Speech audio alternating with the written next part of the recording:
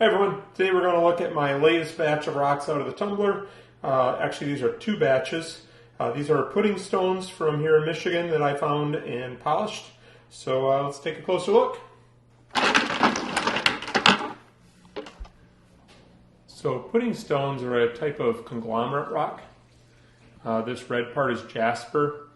The matrix rock here is quartzite. And then sometimes they have chert and pieces of quartz and stuff in them also. Here's one that's almost all jasper.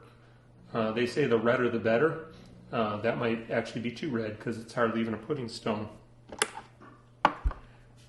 Here's a little one, but a nice one. Nice variety of little pebbles in there. I like how sometimes the jasper is banded like this. Actually, that's quite common in these. Just one piece of jasper in that, the rest is all matrix. So these come from Canada. They were brought down by glaciers, and you can find them in northern Michigan. We have quite a few of them. But you also find them all the way down to Indiana, I've been told. They can be found. And they're, of course, found in Canada.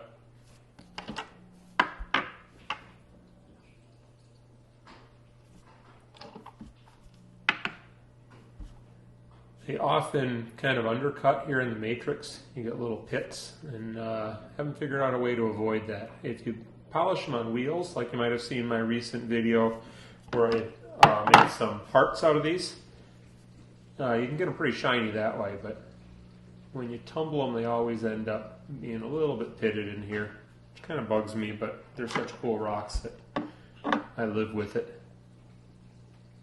It's a nice one. If you find a really big one of these, which you can find huge examples. I've got videos, there's one where it's underwater where it's, I don't know, 3 or 4 feet across the rock.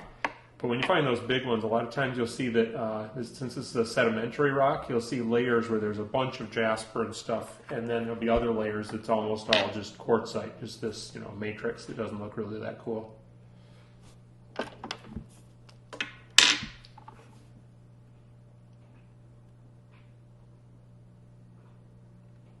There's some of those bands in there.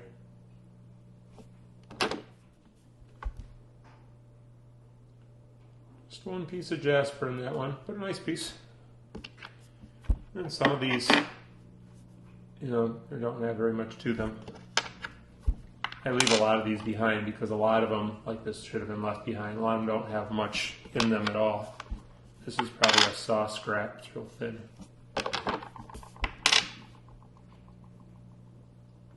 Pretty nice one.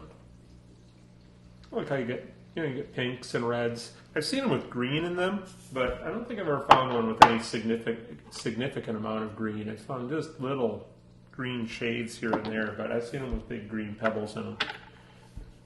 This is the biggest rock I've ever done in my Lotto tumbler. The Lotto tumbler is 2 1/4 inches across the diameter of the hole. And this is more than 2 1/4 inches. It's probably 2.5, maybe a little bit more, at least when it was started.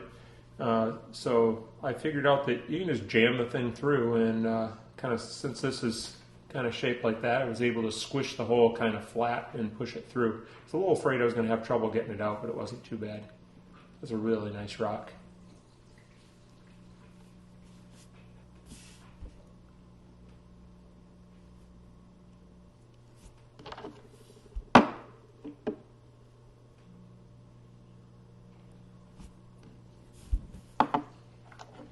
Not much on that one.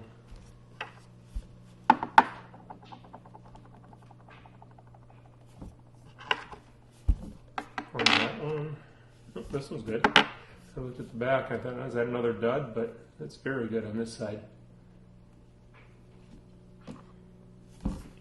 Here's one that's almost all jasper. A little bit of quartzite there and there.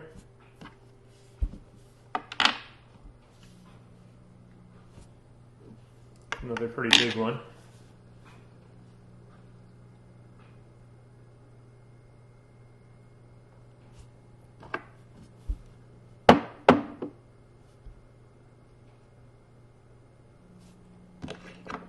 Here's another little end cut. See, it's flat on the back there. So this is probably when I was making those hearts. This would be the first slice off the rock, and then that just goes in the tumbler, so there's not much else you can do with it. This one is gogandatillite, which you see me find these on the beach quite a bit. This is why I don't tumble them. They usually, like this isn't shiny at all on here. It's just undercut all over the place. You can see, when I get the light on there, see how it just doesn't get shiny? So there's softer stuff in here, and the inclusions in this are usually granite. That doesn't look like granite, but a lot of times the inclusions are granite pieces, and granite doesn't tumble well. So I picked this one up. I don't know, I guess I forgot how bad they turn out and tried it. So gogandatillite. A lot of people mistake this for a pudding stone because it looks very similar, except the matrix is much darker.